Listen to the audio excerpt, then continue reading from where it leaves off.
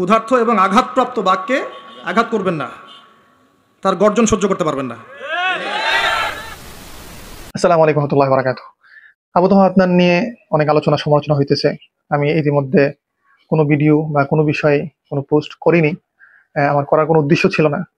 গতকালকে একটা ভিডিও দেখলাম, একজন ক্ষণিকের ছেলে, উনি একটা ভিডিওর মধ্যে বলতেছেন যে বিমানবালার সাথে পরকীয়া করলে এটা জায়েজ, এটা হাদিসে আছে। তো এটা আপনারা জানেন না, হুজুর জানে, এই জন্য হুজুর এই কাজটা করেছে, কারণ এটা হাদিসে আছে।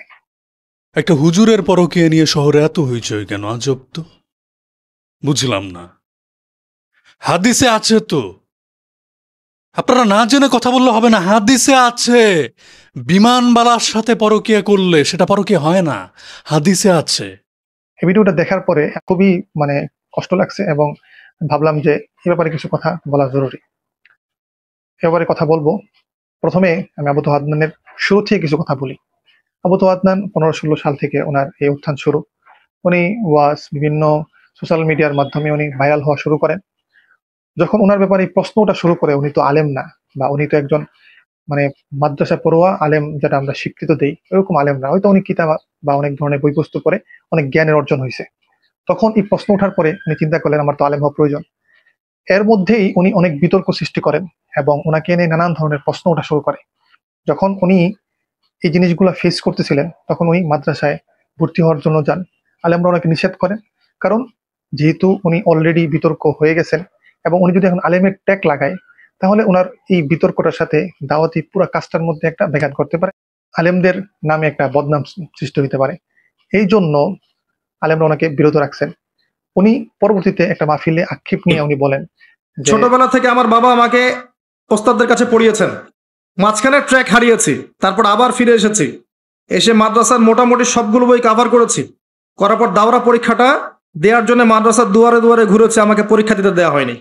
এখন আমরা আশা করি বুঝতে পারতেছি যে আজকে 10 বছর পরে এই যে একটা বিতর্ক সৃষ্টি হয়েছে, পরবর্তীতে আলেমদের সুনাম যেন নষ্ট না হয়, এজন্যই আলেমরা চাইছিলেন যে তাকে মাদ্রাসার যে দাওরার অর্থাৎ আলেমের যে সার্টিফিকেটটা দেওয়া হয়, এটা যেন সে এই সুযোগটা যেন সে না পায়, কারণ অলরেডি সে বিতর্ক হয়ে গেছিল।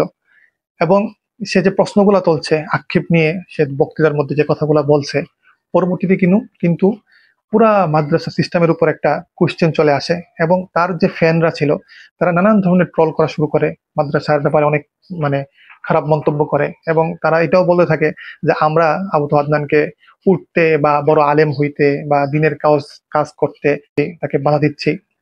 তো দেখেন, একটা কথা আছে, গরিবের কথা ভাসি হইলেও ফলে। তো যার যে বিষয়টা এখন আমরা দেখতেছি 10 বছর পরে, এটা কিন্তু একদিনের বিষয় না, এটা প্রায় 10 বছর ধরে অনেক বিতর্কর মধ্য দিয়ে আবু তোহা আদনান আসতেছেন। এখন বিষয়টা হলো, এটা সত্য না মিথ্যা, ওনার ওয়াইফ যে অভিযোগগুলো তুলছেন, এটা বিষয়ে আমি বলতে চাই না। এবং আবু তোহা আদনান, আল্লাহর কসম নিয়ে বলতেছি, আমি আবু তোহা আদনানের চরিত্রের উপর কোনো খারাপ মন্তব্য করতে আমি রাজি না। আমি জাস্ট তার উত্থান এবং তার এই পরিণতির কথাগুলো বলতেছি। পরিশেষে আমি আপনাদের কাছে এই জিনিসটাই ব্যক্ত করতে চাই যে দেখেন, কোনো পোস্ট বা কোনো জিনিস আমাদেরকে 100% এটা প্রুফ করে না, প্রমাণিত করে না যেটা সত্য। আবু তোহা আদনানের বিষয়টা সত্য মিথ্যা আল্লাহ তাআলা ভালো জানেন। এটা জাস্ট ওনার ওয়াইফের পক্ষ থেকে একটা অভিযোগ। যদি সত্য সামনাসামনি আসে, তাহলে হয়তো এটা প্রমাণ পুরোপুরি হবে। এর আগ পর্যন্ত আপনারা ধৈর্য ধরেন। আর সবচেয়ে বড় কথা, কোনো মুমিনের, কোনো মুসলমানের দোষ এটা গোপন রাখা আল্লাহ তাআলা পছন্দ করেন, ভালোবাসেন এবং আল্লাহ তাআলা তাকে আরশের ছায়ার নিচে তাকে ছায়া দিবেন।